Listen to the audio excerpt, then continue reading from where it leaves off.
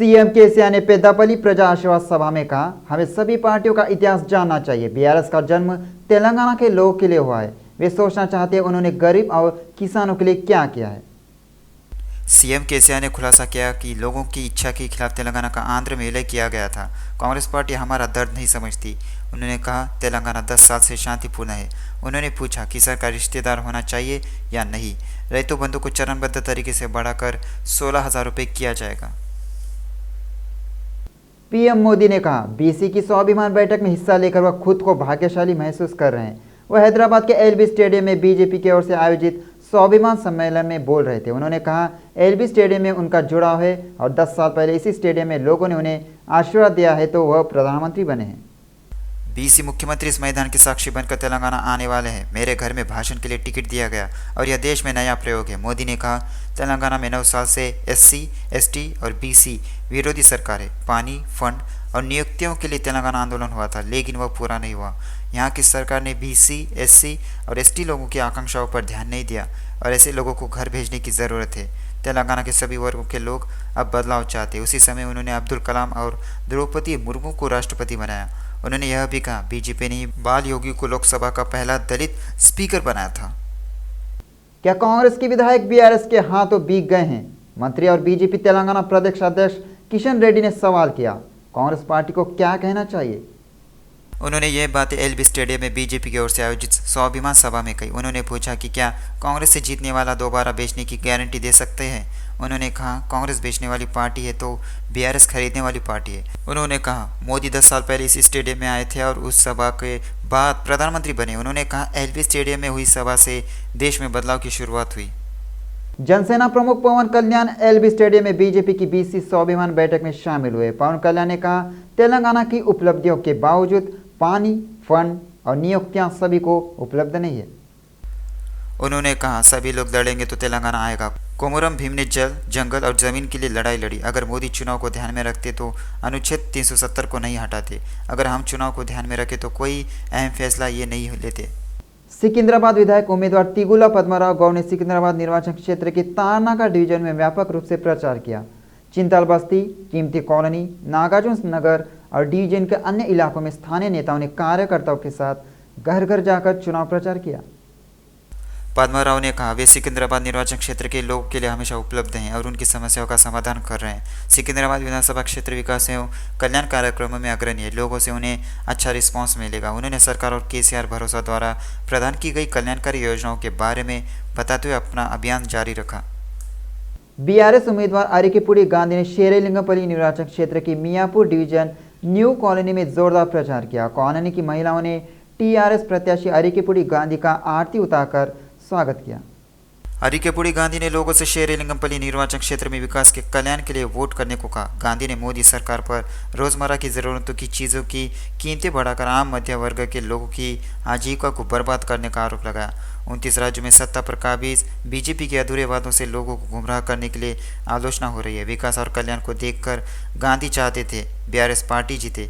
इस मौके पर स्थानीय पार्षद नेताओं के साथ महिलाएं भी शामिल थी। गांधी के साथ कार्यकर्ता ने मियापुर की न्यू कॉलोनी में घर घर जाकर बीआरएस पार्टी के लिए वोट करने के लिए प्रचार किया। रंगारेड्डी जिले के इब्राहिमपट्टनम में एक भी कांग्रेस उम्मीदवार कांग्रेस पार्टी की टिकट की उम्मीद में पिछले कुछ दिनों से पार्टी गतिविधियों से दूर रहा है। पूर्व विधायक और कांग्रेस प्रत्याशी मल्लारेड्डी रंगारेड्डी ने कहा, यह खुशी की बात है। असंतुष्ट नेता एक मंच पर आ रहे हैं। इब्राहिमपट्टनम कांग्रेस उम्मीदवार मल्लारेड्डी रंगारेड्डी ने कहा, 15 साल में कोई भी टिकट मांग सकता है, लेकिन वे वरिष्ठ के फैसलों का पालन करेंगे। कई लोगों ने बलिदान दिया तो सोनिया गांधी ने तेलंगाना दिया। उन्होंने आलोचना की केसीआर ने तेलंगाना को आगम दे दिया है। कांग्रेस पार्टी के उम्मीदवार मंदमुला परमेश्वर रेड्डी ने हैदराबाद के उप्पल में प्रेस वार्ता की। उप्पल कांग्रेस उम्मीदवार मंदमुला परमेश्वर रेड्डी ने कहा, बीआरएस सरकार में कार्यकर्ताओं के अलावा आम लोगों को कोई फायदा नहीं हुआ। उप्पल का विकास कांग्रेस विधायक के कार्यकाल में हुआ। कांग्रेस पार्टी के सत्ता में आने पर 6 गारंटी लागू की जाएगी। मेडचल जिला उप्पल निर्वाचन क्षेत्र के बीआरएस पार्टी के उम्मीदवार बंडारी लक्ष्मारेड्डी प्रचार में आगे बढ़ रहे हैं। इस मौके पर केंद्र सरकार क्षेत्र की संस्था ईसीआईएल कंपनी में व्यापक अभियान चलाया गया। उन्होंने कर्मचारियों से कहा कि वे कार को चुनाव के लिए वोट करें और उन्हें भारी बहुमत से जिताएं। उन्होंने केसीआर सरकार द्वारा लागू की गई कल्याणकारी योजनाओं और आगामी चुनाव में बीआरएस के वादों के बारे में बताया। पिछले कुछ दिनों से लंबित गोशामल विधानसभा क्षेत्र के विधायक के लिए बीआरएस उम्मीदवार के रूप में नंदकिशोर व्यास के नाम की घोषणा के बाद क्षेत्र में जश्न का माहौल जोरों पर है। बेगम बाजार में बीआरएस पार्टी कार्यालय में बीआरएस के नेता डीजे गीतों और बैंड की धुन पर नाचती महिलाओं से गूंज रहे हैं। बी फॉर्म लेने के बाद नंदकिशोर व्यास ने सबसे पहले अपनी मां का आशीर्वाद लिया और समारोह में भाग लिया। नंदकिशोर ने कहा अगर उन्हें मौका दिया गया तो वो गोशामल को मॉडल विधानसभा क्षेत्र बनाएंगे। पूरे राज्य का विकास हो रहा है, लेकिन अक्षम विधायक के कारण गोशामल का विकास नहीं हो रहा है। हमारे पास जो कम समय है उसमें हम घर घर जाकर बीआरएस के कल्याणकारी योजनाओं के और राज्य में हो रहे विकास की जानकारी देंगे। इस बार गोशामल में बीआरएस का झंडा फहराया जाएगा। उन्होंने भरोसा जताया वो 50,000 के बहुमत से जीतेंगे। एवं उस्मानिया हॉस्पिटल में एक बहुत ही बड़े लेवल की कि जो भी मेरे भाई गुड़ुम्बा से प्रभावित होकर तकलीफ में है उन सभी परिवारों के लिए एक 8 एकड़ जमीन में फैक्ट्री लगाकर उनको जॉब दिलाने का मेरा सपना है, उसे मैं जल्द पूरा करने जाऊंगा। उसी तरह जो गणेश बनाते हैं, गणेश की मूर्तियां बनाते हैं, उन सभी को आज किराए की जगह लेकर जो पैसे भर रहे हैं उससे निजात मिलेंगी।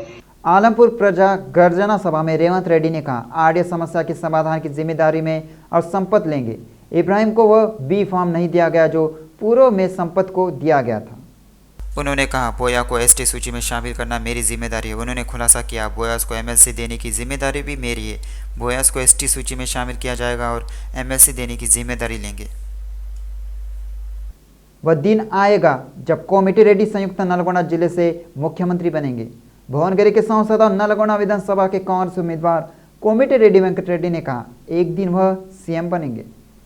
उन्होंने मंगलवार को अपना नामांकन दाखिल किया। इसके बाद आयोजित रोड शो में उन्होंने ये बात कही। उन्होंने कहा बीआरएस पार्टी ने पिछला चुनाव झूठ बोलकर जीता था। तेलंगाना द्वारा दिया गया लक्ष्य पूरा नहीं हो पाया है। उन्होंने कहा तेलंगाना को किसानों, हथकरघा श्रमिकों और छात्रों की आत्महत्या के लिए नहीं लाया गया है। मनी मानिक प्रभु ने शेरेलिंगपरी निर्वाचन क्षेत्र में एक स्वतंत्र उम्मीदवार के रूप में नामांकन दाखिल किया है। उन्होंने कहा स्वतंत्र उम्मीदवार के रूप में उनके नामांकन का कारण यह था बीसी को कमजोर किया जा रहा था। इसलिए भले ही मैं बीसी जनजाति से आता हूँ, नाई, ब्राह्मण, रजक, वडेरा संगम, ऊपरी संगम और कई अन्य बीसी समुदाय के हाशिए पर रखा जा रहा है। मनी मानिक प्रभु ने कहा मैं नाई ब्राह्मण जनजाति से आता हूं और नामांकन जमा किया है। वह चाहते हैं मैं भारी बहुमत से जीतूं। अलग तेलंगाना के 9 साल बाद भी नाई ब्राह्मणों को कुछ नहीं मिला। 250 यूनिट फ्री करंट, कम से कम कुछ लोगों को यह समझ नहीं आ रहा है। रजकों को 500 करोड़ देंगे लेकिन कम से कम 250 करोड़ नहीं दिए। उन्होंने कहा रजकों को गाँव के अंतिम छोर पर शमशाबाद में 2 एकड़ जमीन आवंटित की गई है। मुशीराबाद कांग्रेस उम्मीदवार अंजन कुमार यादव ने कहा लोग बदलाव चाहते हैं। राज्य भर में लोग बदलाव चाहते हैं। चुनाव प्रचार के तहत अंजन कुमार यादव ने कांग्रेस कार्यकर्ताओं के साथ रामनगर मंडल, दयाराम मार्केट, बंधन फंक्शन हॉल, उदय नगर, पवित्र नगर, जेमिनी कॉलोनी में पदयात्रा की। अंजन कुमार यादव ने कहा लोग बीआरएस शासन से उब चुके हैं। हर कोई बदलाव चाहता है। भ्रष्ट शासन जल्द ही खत्म होगा। लोग कांग्रेस के पक्ष में हैं और वे तेलंगाना देने वाली सोनिया गांधी का कर्ज चुकाने के लिए तैयार है। इस पदयात्रा के नेता अनिल कुमार यादव, कल्पना यादव, अंजी यादव, वीवीडी कृष्णा है। अन्य कांग्रेस नेताओं ने भाग लिया। कुतुबुल्लापुर निर्वाचन क्षेत्र बीआरएस के वरिष्ठ नेता कोलन श्रीनिवास रेड्डी ने बीआरएस पार्टी से इस्तीफा दे दिया और कांग्रेस उम्मीदवार कोलन हनुमंत रेड्डी ने निजामपेट में श्रीनिवास रेड्डी के आवास पर जाकर उन्हें पार्टी में शामिल होने के लिए आमंत्रित किया।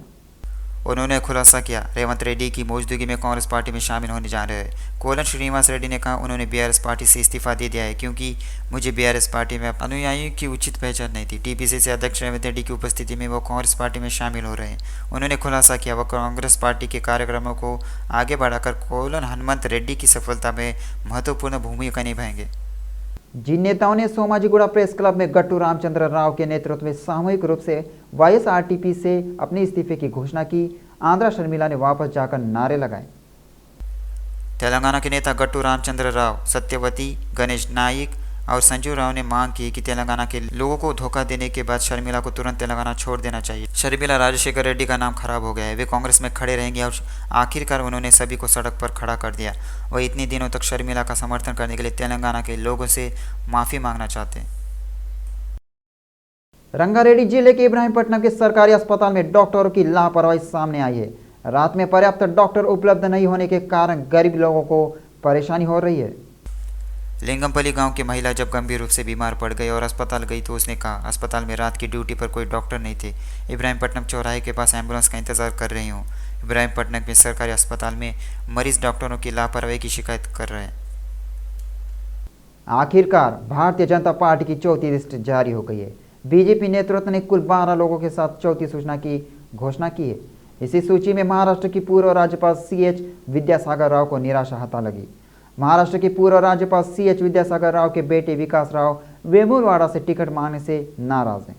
बीजेपी ने बीजेपी उम्मीदवारों की चौथी लिस्ट जारी कर दी है। बीजेपी ने 12 उम्मीदवारों की चौथी लिस्ट जारी कर दी। इससे पहले उसने पहली सूची 52 लोगों के साथ, दूसरी सूची एक व्यक्ति के साथ और तीसरी सूची 35 लोगों के साथ जारी की थी। चौथी लिस्ट में 12 लोगों को जगह मिली है और बीजेपी ने सभी 100 सीटों पर उम्मीदवार फाइनल कर लिए हैं।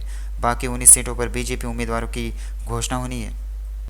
राज्य में चुनावों को देखते हुए केंद्रीय चुनाव आयोग ने विशेष कदम उठाया है। मतदाताओं को जागरूक करने के लिए विभिन्न कार्यक्रम चलाए जा रहे हैं। चुनाव के संचालन पर विशेष ध्यान दिया जाता है।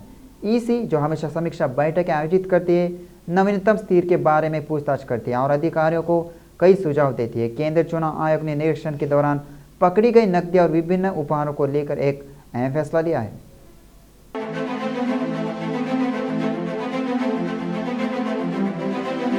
केंद्रीय चुनाव आयोग ने तेलंगाना राज्य चुनावी पर विशेष ध्यान दिया है। चुनाव आयोग का मानना है कि वर्तमान में रखे गए नोटों के बंडलों के मामले में उनकी रणनीति के कुछ परिणाम सामने आए हैं। उसने अगले महीने में अपनी पकड़ और मजबूत करने का फैसला किया है। चुनाव के लिए त्रिस्तरीय रणनीति लागू करने का योजना तैयार किया जा रहा है। 1 महीने के लिए परिवर्तन एजेंसियों को तैनात किया गया है। वहीं केंद्रीय बलों का पहला जत्था भी राज्य में पहुंच चुका है। बड़ी संख्या में नियमित को बलों की भी तैनाती की जाएगी। पिछले 2 हफ्तों में अधिकारी ने राज्य में करीब 350 करोड़ रुपए की नकदी, सोना और शराब जब्त की है। प्रावधान की मजबूती करने का निर्णय लिया गया।